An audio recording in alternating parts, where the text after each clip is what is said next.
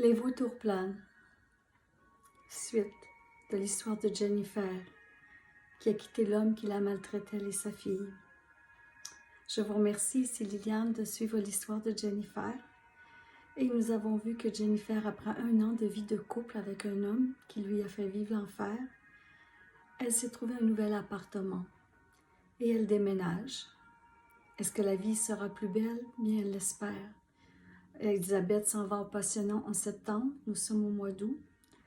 Alors tout s'améliore, elle se sent beaucoup plus légère de recommencer une nouvelle vie.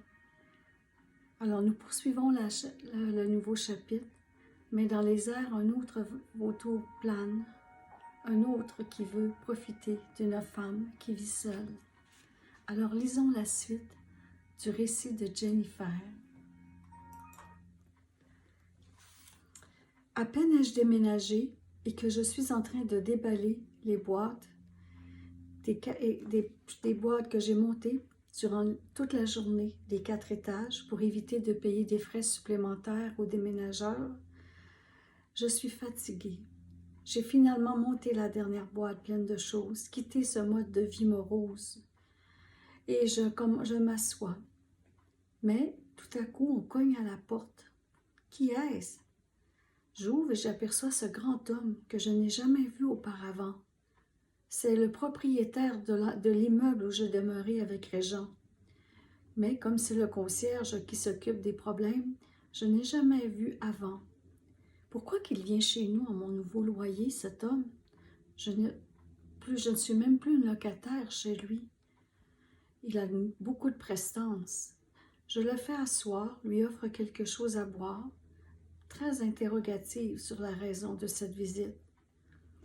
Il me regarde, il examine qui je suis de haut en bas, il regarde mes bras, mes jambes et constate les bleus, que je suis couverte de bleu. Et il me demande si j'ai été battue par l'homme avec qui je vivais. Je le rassure que non et je lui explique que ces ecchymoses sont les conséquences d'avoir transporté mes affaires à l'étage durant la période chaude de l'été. Monsieur, qui s'appelle Monsieur Fortin, c'est le propriétaire de l'immeuble ancien, exige que je lui rembourse la moitié du logement que Régent, le correspondant, n'a pas payé lorsque nous avons quitté. Pourquoi ne va-t-il pas voir Régent directement à son nouveau loyer pour demander l'argent? Moi, j'ai payé ma part. C'est ce que j'explique à cet homme, qui est très intimidant et condescendant. J'informe que ce n'est pas de ma responsabilité d'aller voir Régent, et j'écris son adresse sur un papier. Il demeure non loin, à 5 minutes à peine en voiture. Alors il a les coordonnées, qu'il aille le voir et se faire payer le loyer. Je ne vous dois plus rien, monsieur, allez-vous-en de chez moi. Alors cet homme orgueilleux repart donc les mains vides. Mais je me rends compte bien que ce propriétaire a peur d'aller réclamer son dû à Régent directement, car Régent est reconnu dans l'ancien immeuble pour faire des crises de colère. Et c'est beaucoup plus facile d'intimider une femme toute seule. Et même si j'aurais voulu payer la part de Régent comme j'ai payé tout le reste depuis plusieurs mois, je n'ai pas les moyens.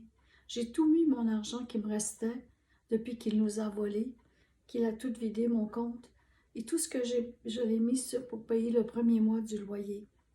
Si je lui donne le reste, nous n'aurons pas rien à manger, Elisabeth et moi, pour le reste du mois. Je surveille vraiment mon chèque de location qui doit arriver par courrier, bientôt. Alors, le vendredi suivant, lorsque le jour de la date est passé, je n'ai toujours pas reçu le chèque, mais j'en ai vraiment besoin. Alors, je contacte directement le département des allocations au gouvernement pour connaître les raisons du retard de chèque d'allocation.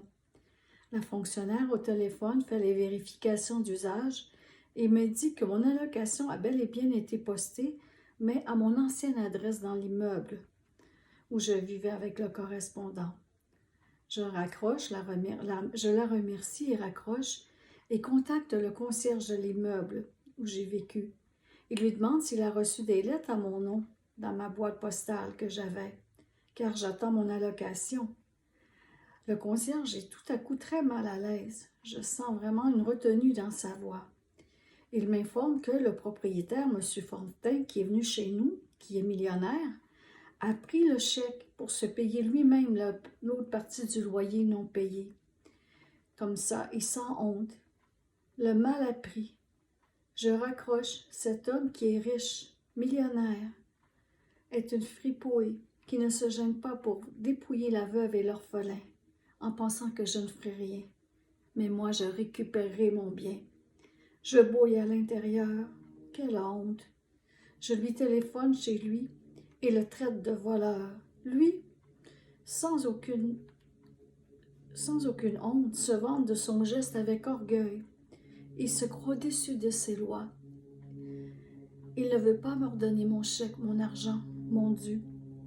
Après avoir raccroché avec l'homme croche et qu'il a avoué son délit au téléphone, j'appelle directement la police et dépose une plainte contre le propriétaire. Les policiers se présentent rapidement à mon nouveau logement, remplissent un rapport et lorsqu'ils savent qui est la personne, qui est cet homme qui a volé mon chèque, qui est très reconnu, car il est un genre de notaire, homme d'affaires dans la ville qui possède plusieurs propriétés, ils sont très contents de se rendre chez lui pour aller le voir et l'accuser de vol de chèque. Et ils se rendent donc dans le quartier cossu, sans perdre de temps, et que j'aurais aimé être une petite abeille ou un petit oiseau pour suivre les policiers en voiture et voir sa tête au propriétaire lorsqu'ils se sont stationnés avec les gyrophares devant sa maison cossue, débarquer en uniforme, sonner à la porte devant les voisins et l'accuser de vol de biens. Ce monsieur Fortin condescendant, ça n'a pas été long. Il a rendu mon chèque dérobé et j'ai retiré ma plainte. Mais quelle leçon, quand on est seul, de vraiment être prudent, car les gens ne se gênent pas, vous croyant que vous n'avez pas de dents pour vous défendre, ni griffes. Alors je crois que finalement que j'ai mon argent, nous pourrons manger. Je crois que c'est réglé. Le vautour s'est éloigné, est allé trouver d'autres victimes à dévorer.